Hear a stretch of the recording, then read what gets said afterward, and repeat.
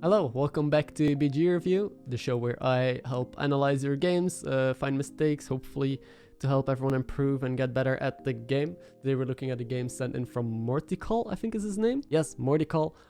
He is very new to the game, I think, like a couple weeks that he's been into it, if I remember correctly. If I don't, I'm Mortical, feel free to correct me down below.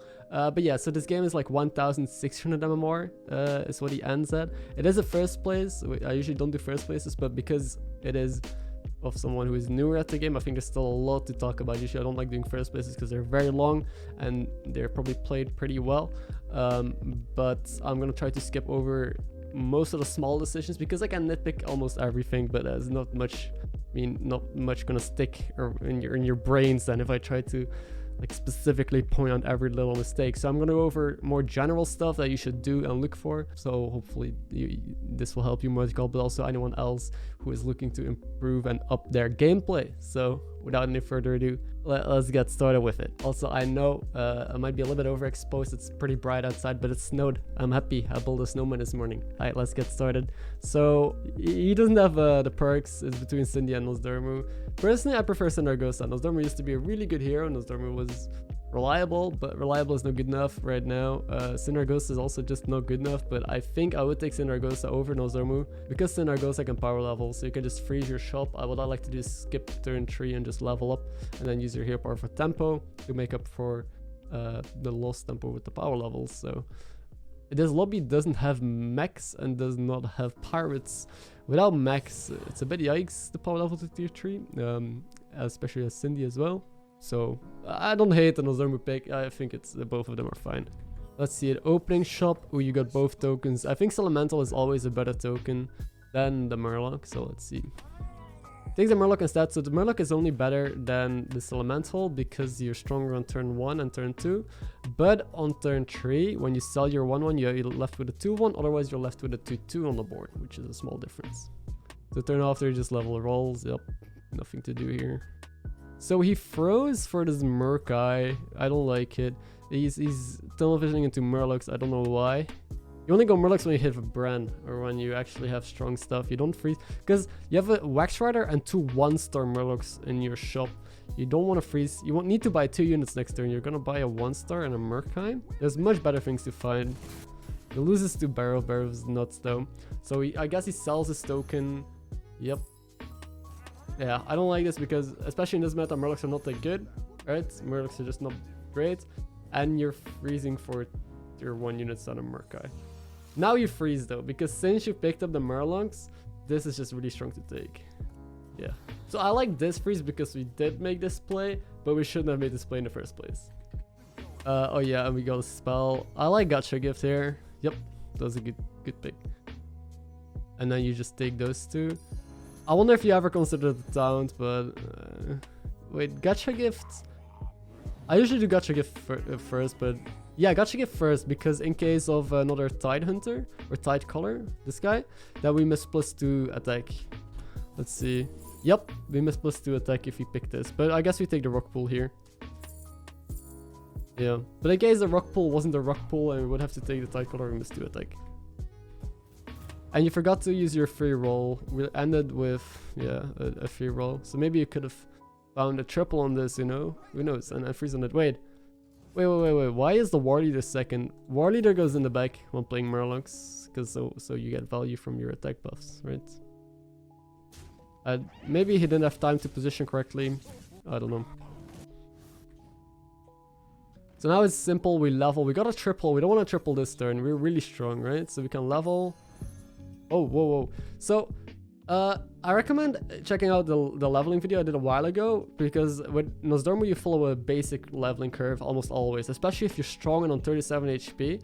And in this meta, you just want to level properly, meaning you level on 7 gold when you have 4 left. You buy 1 unit here. So you would buy the Murkai, level up here, and just freeze this triple. So I guess we triple it here. And he rolls another triple. Wow. We could take the money or the hangry F. Oh, so the reason why I said those 2 and not the infested wolf is the money is greedy. We're really strong. We stayed down. We tripled, so we're gonna win the fight guaranteed. So getting more money is nice, and now we can get back on track. or taking the Hangry Dragon, because like I said, we're strong, we're gonna win the fight, so the Hangry Dragon is gonna grow and it's free stats. Free stats is nice. Instead we took the strongest option, which we don't really have to do. We're strong enough, we don't need to be even stronger. Please put the War Leader in the back. Hurts. So also, I just mentioned the leveling guide. I would also mention the positioning guide, because early game positioning is basically highest attack and health units in the front, lowest in the back, and especially high value units like the War Leader go in the back. The reason you put high health and attack units in the front is because they can value trade, meaning they can trade multiple units before they die, and otherwise your units are just going to die into other units and he's going to value trade, and whoever value trades most just wins most of the early fights. It's very simple. Yeah, you don't want this to die because it gives value to your Murloc, so you want it in the back so it attacks last. So the positioning would be this first, this second, and then one of these third. I would probably put the 9-2 third, the 6-6 fourth, then this Murloc, then the Infested Wolf, and then all the way at the back, the War Leader. But this turn I would have leveled, like I said. So yeah, like I said, you're strong. You would have had a 6-6 Hungry here or an extra coin. Now we level. Don't forget to level before playing the triple. Ooh. So yeah, if you level, you get a 4-star here. Now because you didn't, you get a 3-star. Oh yeah, that's an order. You want to level first and then play your triple. Use this free roll. Wait, how much gold did you have? Yeah, 2 gold. Okay, you can buy the second Infested Wolf here, right? And sell the 4-1 Murloc. Bronzehorn is also nutty. Bronzehorn is the best 3-star in the game. He picks Red Pack, I think, because it's a beast and he's like has a couple beasts. Maybe he's looking at the pack leader. But yeah, Bronzehorn is one of the strongest units on tier 3, so that's good to know as well. So I would sell the 4-1 here and buy the Infested Wolf just because it's a pair. But let's see what he does. Yeah, he did that. Okay, I like that. I like that. You still need to put your War Leader all the way in the back and your Murlocs in front. I think he's thinking about positioning. He puts it first. Damn. I think it's clear to see that he is fairly new to the game, and he just has to work on like when to level and when to position. So those are the main things that I would say you should focus on. Another triple. So you can level here and get a 5-star unit. But you go for a 4-star, right? Because you need 1 gold. You can sell something on level and get a 5 here. And these are not that good. I think Jug hits only 2 targets because you got Beast Murloc. Jug is always better than Sensei. Draconid is okay, but I don't hate the Jug. I think it's okay. It's better than the Sensei. And now you got 6 gold left. It's not a pair, but... The Bronzehorn again. And yeah, okay, that's not too bad. I just really wish you put that in the back. Instead of your biggest unit. But also economy is very important. You roll a lot, but rolling is just wasting gold. You roll like 3 or 4 times here. You do have a free roll though, but that's 3 or 4 gold you just throw away. Well, you could have spent it on a unit instead, meaning even if you don't play it, you have it in hand that you can carry it over to the next turn, or you can just get a bit stronger, which apparently you don't need to get stronger because you're staying down. And well, the lobby isn't necessarily high MMR either, right? They're about the same power level as you, I would say. So you're pretty strong though. So far you're winning pretty much every fight, so clearly it's still working out for you. Now we need to level. We've been on tier 3 for too long now, and tier 2. Bran's Blessing is really good when going Murlocs, because when going Murlocs you already look for a Bran, right? Bran is your main engine to get stronger, so you could have a Bran for a turn. Great deal. It's good for leveling. I guess it's okay because you're still so low. Oh, are you not gonna level? It's 10 gold turn 8 and tier 3. Most people are tier 5 at this point, at least in higher levels, right? He cycles that out. I would definitely cycle something else out, like the red pack maybe, because it's a pair again and it's not that weak. If you had Bran's Blessing as well, it's just hard forcing Murlocs. So that's one other thing I'll mention. Don't hard force. You have a couple of Murlocs, that doesn't mean you're Murlocs yet. Like, it's very likely, but don't just roll down the shop only for Murlocs. Level up properly and just pick strong stuff. Just see what the strongest thing is you can take. And then as soon as you find direction, another key concept, Direction is what leads your game. If you had a Bran, you can go Murlocs, but more likely Menagerie is better than Murlocs in this meta. If you had Lightfang, you go Menagerie. If you had an early Nomi, you can still pivot into Elementals. Kaligos, you can go Dragons. So don't force or waste so much gold for something specific if you don't have that direction yet. So he sees a rock pool, you don't take that.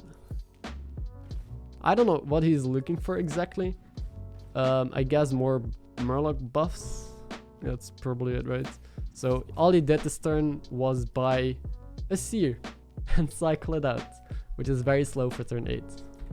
He's about to lose his first fight to this guy who is all pretty strong. He's Zephyrs though, because he has already a couple triples. He's also still on tier 3, I think. We scouted him for a second. He's also tier 3. So lobby isn't necessarily leveling quickly either. And someone died already. Shanvala. Okay, now we level. Okay, thank you.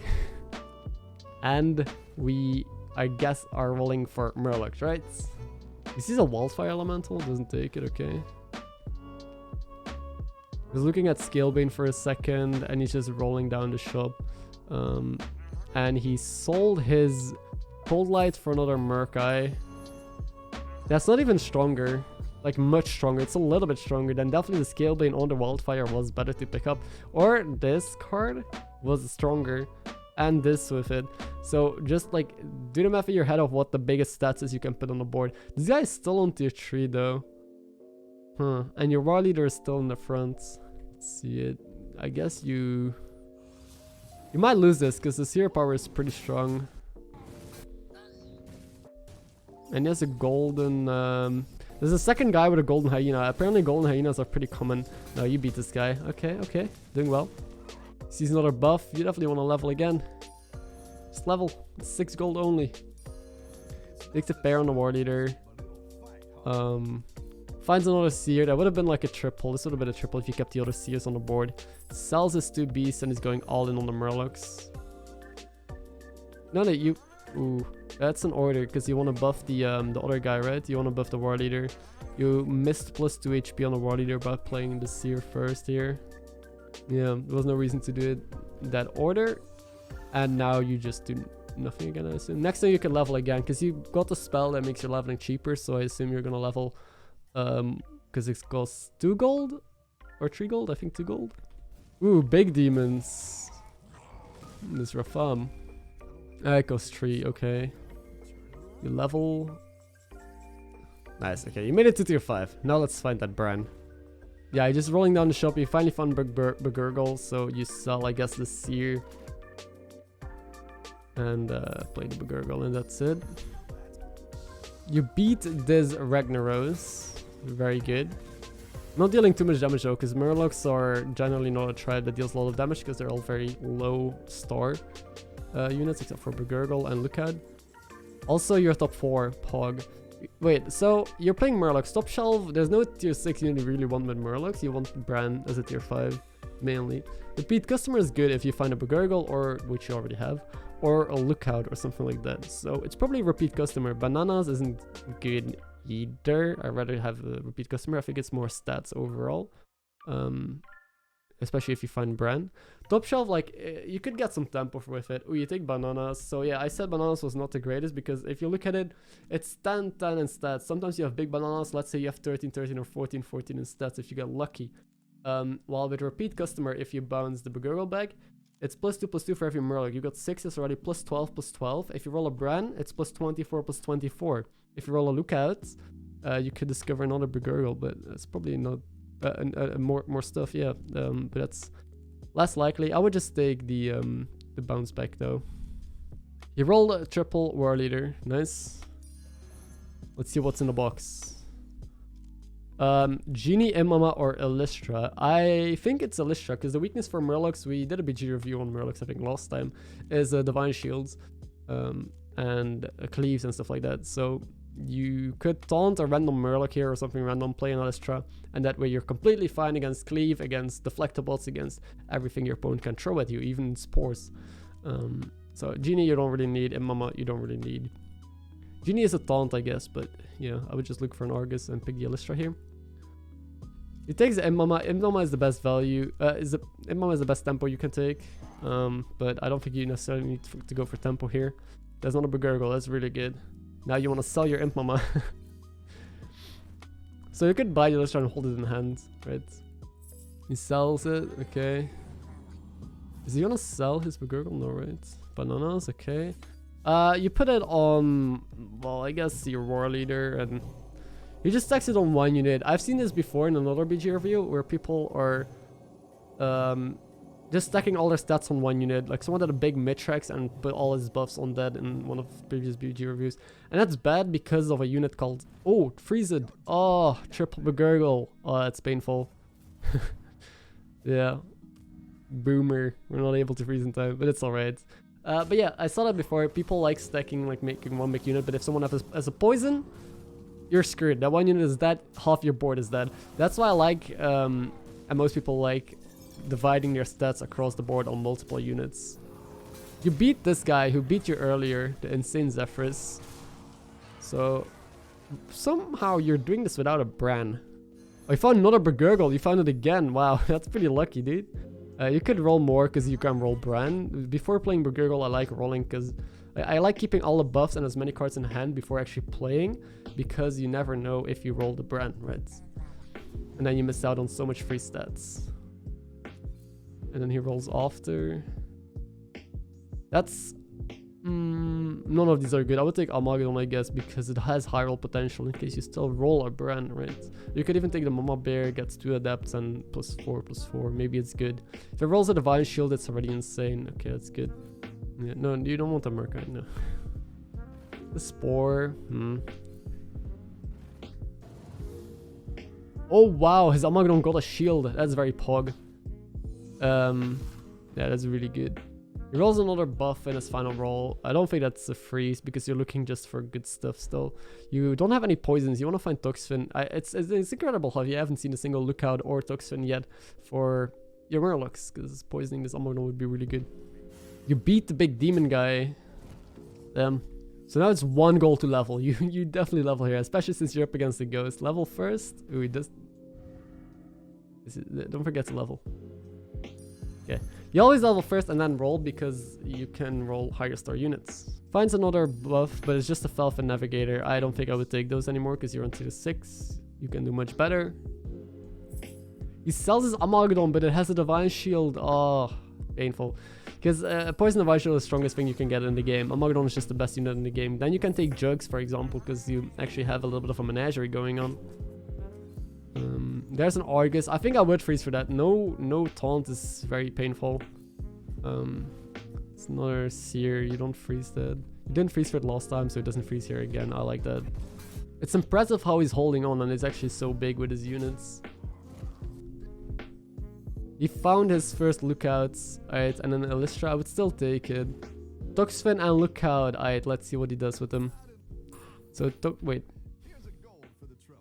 Plays Lookout first. He finds another Armageddon. I guess it's Toxfin, right? Because Armageddon is not likely to get as good adapts as it did last time. So I really am sad. He poisons his biggest unit, which doesn't make that much sense because this already kills everything. I would start Toxfin in something like the Rock Pool because it only has 19 attack and 25 HP. So it makes more use of the poison. That's a buff. Sure, right? The Rock Pool. He buffs his... Okay, so he gave his highest attack Murloc poison again. You'd rather go for high health and low attack for poison. Yeah, you need to be a little bit faster. You're floating 2 gold again. So I would always roll first and then do the stuff at the end of your turn. This guy's really big, but you might outstat him. Oh, you do. You do beat him. That was a close one, though. Damn. Oh, and now is the spell, dude. It's already turn... What is this? 16? 12? No, 16, right? Damn, 3 people still alive. Give a dog a bone is good. I think it's make a friendly minion gold and return it to hand. It's not that good because you don't have a brand yet. Yeah, that's very good. You want to put it on one of your poison guys. Another Armageddon. Yeah, that's good. I like it. Yep, and just roll. Are you gonna take it now? You skipped one earlier. Let's see. No, he skips it again. So he's just gonna play buffs, keep rolling. He takes the Falcon, so his game plan seems very straightforward. He freezes for a lookout. I think that's okay. I don't hate it. So this is the big demon guy. There's one really big boy, but you got 2 poisons. Also, again, you might wanna put this earlier. You want to position from big to small most of the time. So you kill the Rafal. One more guy left is the Elemental Zephrys. Wait, why do you take a War Leader? Yeah, War Leader doesn't make too much sense because it doesn't help your board. It's not a buff or anything like that. Seer is a buff, so I would take the Seer here. Wait, he takes the other War Leader and sells it off? Why? So maybe he thinks that the War Leader gives +3 attack to your Murlocs, but it's a passive, so it's not a battle cry. Maybe that's why he's been putting this first as well. So War Leader is passive, meaning it gives attack to your Murlocs, but it goes away as soon as you sell it, so it's not a battle cry, meaning it doesn't actually help you scale. He's looking at most of the cards. I think he's not familiar with some of them, which explains why he's hovering over them. I definitely would have bought something. Now we have 2 gold left and we have 6 units. I would have just bought a taunt here. We saw Void Lord, right? I would have gotten that. Or just something, because now you have 2 gold and 6 units and you can't fill your board. So be sure to play with a full board and use your gold efficiently. Wait, why does he not roll more? He has 2 gold left, 2 rolls left. He doesn't do anything. No clue. This guy is actually pretty scary. But you took the win. Alright, we have to do it again. Wait, you almost bought Baron. Looking at Battle Monster.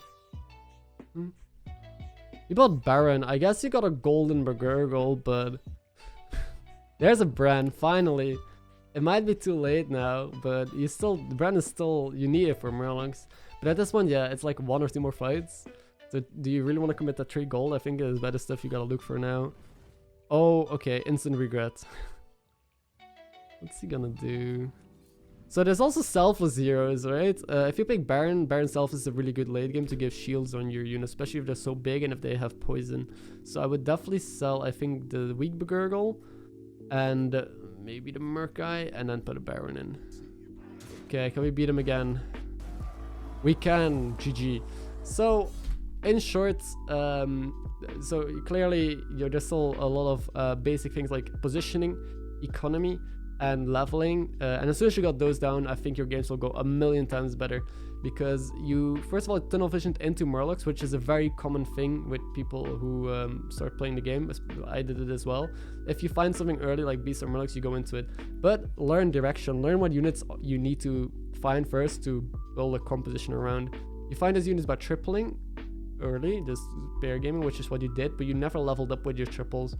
So level up with your triples, be flexible, just be as strong as possible, don't tunnel vision, learn to optimize positioning and leveling, and I think that's about it. Yeah, there are a lot of things to talk about, but I'll leave it at that. So again, I would refer to some guides that I put out in the past that will definitely help you understand all those key concepts. Yeah, that's it. Thanks a lot for sending in though. I hope I wasn't too harsh on you, Mortical. I know I think you're pretty new to the game, seeing this this unfold, but I hope it was informative, and maybe some other people down below can share some other beginner tips that you have from Mortical. I'm sure he'll love to read it. Yeah, thanks for sending it in. If you want me to take a look at your games, you can always send them to me. Everything is down in the description that you need to know about. Just join this Discord, send me your video, and I can review it. So that's it. If you're new here, yeah, subscribe to the channel, like the video if you enjoyed it. It helps me out a lot. Thanks, take care, good luck at the Battlegrounds, and I'll see you next time. Bye guys.